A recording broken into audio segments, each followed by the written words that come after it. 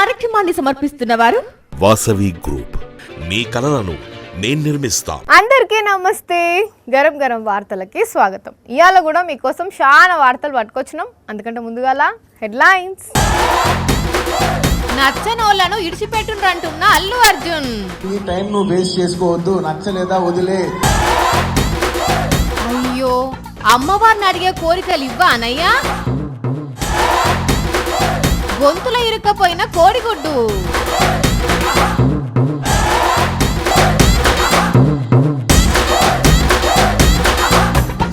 ఎవ్వలన్నా నచ్చని మనుషులు ఉన్నారనుకో, ఇక వాళ్ళ గురించి కొందరు మాట్లాడుతుంటారు కదా. అంటే వాళ్ళు అట్లా, వీళ్ళు ఇట్లా, వాళ్ళు అది చేసిర్రు, వాళ్ళు ఇది చేసిర్రు అని ఓ రకరకాల మాటలు అంటుంటారు. ఇంకా ట్రోల్స్ కూడా చేస్తుంటారు, వాళ్ళ తప్పులను ఎత్తి పొడుస్తుంటారు.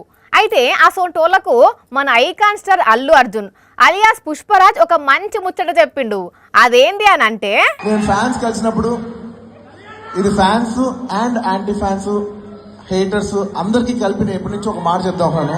హైదరాబాద్ యూసఫ్ గూడల అభిమానులను కలిసిన అల్లు అర్జున్ ఇట్లా ఫ్యాన్స్ గురించి మాట్లాడుకుంటా, నేను ఫ్యాన్స్ గురించి యాంటీ ఫ్యాన్స్ గురించి ఒక మాట చెప్దాం అనుకుంటున్నా అని ఇక ఏం చెప్పిండంటే, టైం అనుకోండి, ఎనర్జీ అనుకోండి, ఏమని అనుకోండి, మీకు 1 డే ఉంటుంది.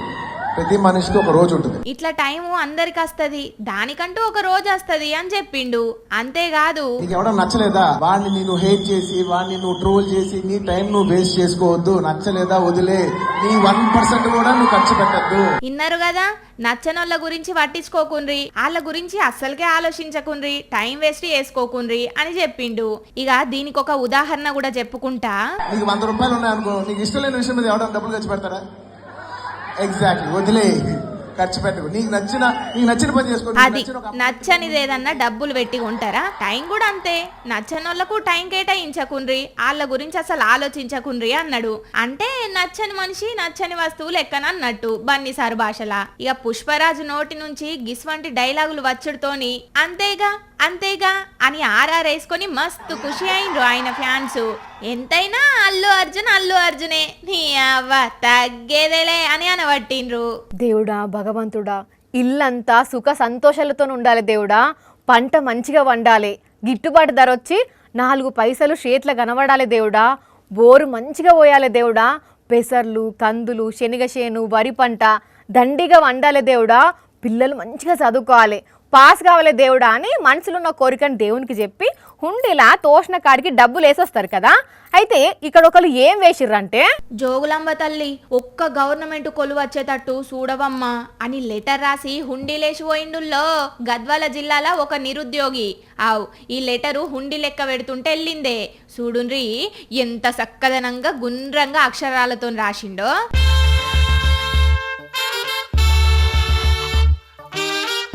అంతేకాదుల్లో 10th లో 70%, ఇంటర్లో 68%, టీటీసీలో 85%, డిగ్రీలో 84%, బీఈడీలో 86% మార్కులు వచ్చినట్టు బయోడేటా కూడా అమ్మవారికి ఎరక చేసిండు.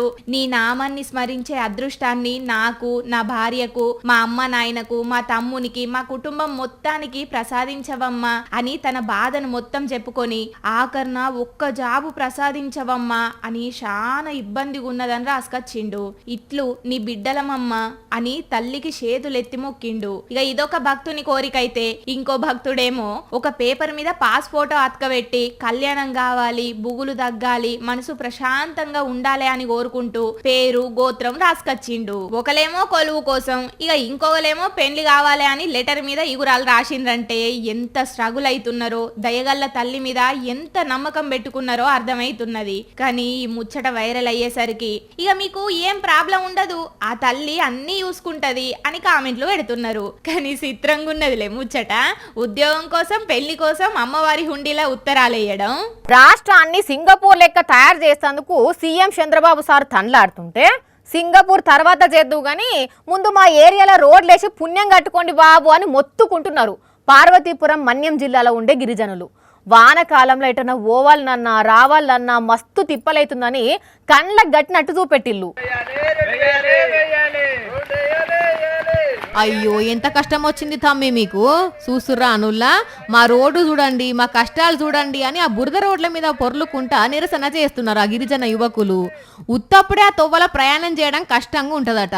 ఇక వానకాలం అయితే ఆగమాగం ఉంటది పరిస్థితి అంటున్నారు వాళ్ళు. ఎన్నో ఏండ్ల నుంచి బురద రోడ్డు మీద ప్రయాణం చేసుకుంటా మస్తు తిప్పల పడుతున్నాము, రోడ్డు ఎన్ని సారు అని ఎన్ని మాటలు మొత్తుకున్నా ఎవ్వరు పట్టించుకుంటలేరట. చూసి లాస్ట్కు ఆ గిరిజన తమ్ముళ్ళు ఆ రోడ్డు మీద ఉన్న బురదల పొర్లుకుంటా గిట్ల నిరసన వ్యక్తం చేసిళ్ళు. పార్వతీపురం మన్యం జిల్లా కురుపాం మండలంలో ఉదయపురం పంచాయతీ పరిధిలో ఉన్న అడ్వానంగూడ సంజువాయి సెంటర్ నడుమ 3 కిలోమీటర్ల రోడ్డు ఇది.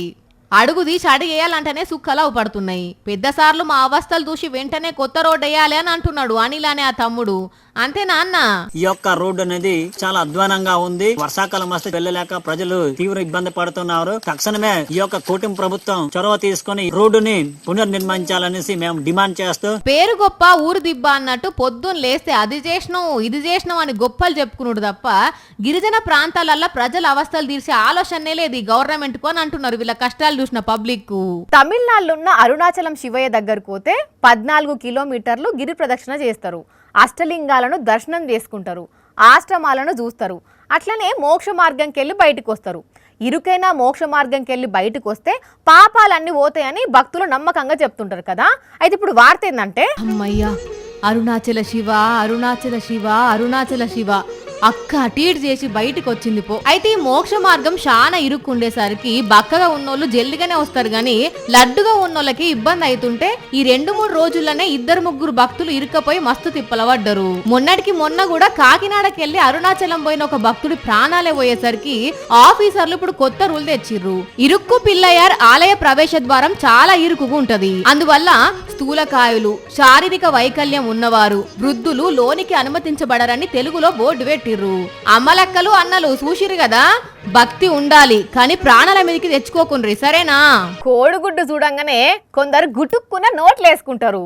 అంత పైరా ఉంటది గుడ్డు అంటే. గుడ్డు తింటే ఆరోగ్యం వెరీ గుడ్డుగా ఉంటుందని చాలా మంది దినాము 2-3, ఇంకా కొందరు అయితే 4 కోడిగుడ్లు ఉడకబెట్టుకొని దంచుతారు.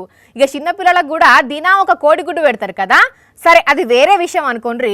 అయితే ఇప్పుడు ఏమైందంటే, గుడ్డును గుట్టుక్కున్న నోట్లు వేసుకొని గుడ్లు తేలేసి గిల్ల కొట్టుకుంటున్న ఈ అన్నను జబ్బల సందున 2 సరుపులు జర్చి బయట పడేసి ప్రాణాలు నిలిపిండ్రు ఇగొగ్గి అన్నలు. అట్లనే అన్నవా నాను అను, నువ్వు అక్కినట్టు చేయవే గుడ్డు మింగినన్నా. అమ్మయ్యా గుడ్డు బయట పడ్డది పో. చూడుండ్రి గింత నన్న తుంచకుండా గుడ్డుకు గుడ్డ ఎట్లా మింగిందో. కేరళ రాష్ట్రం ఎర్నాకులంలో ఉన్న హోటల్లో జరిగింది ఈ గుడ్లు తేలేసిన ముచ్చట. 2 దోస్తులు వచ్చి భోజనం చేస్తుంటే ఈ అన్న గుడ్డును తుంచకుండా మింగేసరికి గింత కథ అయింది. కానీ గుడ్డు మింగిన అన్నోళ్ళ ఫ్రెండ్ చాలా గ్రేట్ పోన్రి. ఒక్క నిమిషం ఆలస్యం చేయకుండా జబ్బల సందున కొట్టి కుతికిలకెళ్ళి బయటకు వచ్చేటట్టు చేసిండు. ఎన్నంటే ఏంది, అన్నకు నూకలు ఉన్నాయి గాని జనాలు మీరు కూడా గుడ్లు తినేటప్పుడు కుటుక్కన మింగకుండ్రి సరేనా. పాపం ఈ అన్న మాత్రం సుక్కలు చూసిండు పోన్రి. పోలీస్ ఆఫీసర్ కావాలని చాలా మందికి ఉంటది. ఎందుకంటే కాకి డ్రెస్ లో ఉండే పవరు, పబ్లిక్ ఇచ్చే రెస్పెక్ట్ ఇంకా ఏ జాబులు ఉండదు. అయితే పోలీస్ జాబ్ కొట్టాలంటే ఉత్తముచ్చట కాదుల్లా, రాత్రింబవళ్ళు చదవాలి, పోటీ పరీక్షలు, ఫిజికల్ టెస్టులు పాస్ కావాలి, అప్పుడే ఏమన్నా ఉపయోగం ఉంటుంది. అయితే అప్పుడప్పుడు కొందరు డైరెక్ట్గా పోలీస్ బాస్ల కుర్చీలో కూర్చుంటారు. పెద్ద ఆఫీసర్లు కూడా వాళ్ళకు సెల్యూట్ కొడతారు. ఎవరు వాళ్ళు అనుకుంటున్నారా? అటు చూడండి. అగో అక్కడ కమిషనర్ కుర్చీలో కూసున్న ఆ తమ్ముని చూస్తున్నారా? పేరు రాహుల్. పోలీసు కావాలని రాహుల్ కోరిక. అయితే ఆ తమ్ముని కోరిక నెరవేరే పరిస్థితి లేదు. తల్లిదండ్రులు, వాడకట్టు పెద్దల ద్వారా ఈ ముచ్చటెరికైన మల్కజ్గిరి కమిషనర్ సుమతి మేడము రాహుల్ ను తన ఆఫీస్ కు పిలిపించింది. తన కుర్చీలో కూసుండబెట్టింది. తన టోపీ తీసి రాహుల్ నెత్తి మీద పెట్టి ఫోటోలు తీసింది. పోలీసులంటే ఎప్పుడు పని ఒత్తిడితోని బిజీగా ఉంటారు. డ్యూటీ తప్ప వేరే విషయాల మీద అసలు ఇంట్రెస్ట్ పెట్టే అంత టైం కూడా ఉండదు. కానీ అంత బిజీల సూతం రాహుల్ కోరిక నెరవేర్చిన సుమతి మేడం మంచి మనసును తారీఫ్ చేస్తున్నారు. సోషల్ మీడియాలో ఈ వీడియో చూసిన నెటిజన్లు.